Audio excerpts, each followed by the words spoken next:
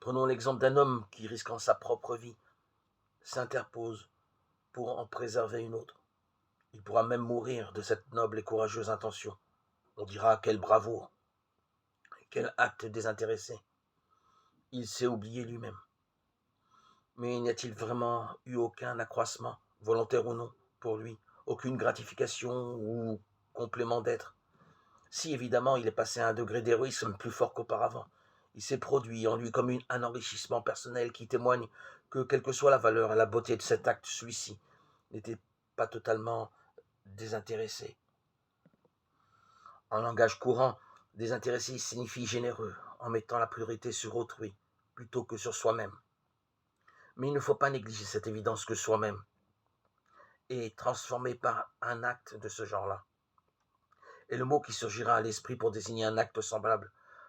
Pourquoi a-t-il agi ainsi? Pour quelle raison s'est-il sacrifié pour autrui? Réponse, c'est par amour. Alors pourquoi Dieu, qui n'a besoin de rien, fait-il apparaître le monde en dehors de lui, monde de qui il ne peut espérer ni avantage ni accroissement? Il n'existe qu'une réponse évidente au regard de la foi, difficilement accessible à la seule intelligence.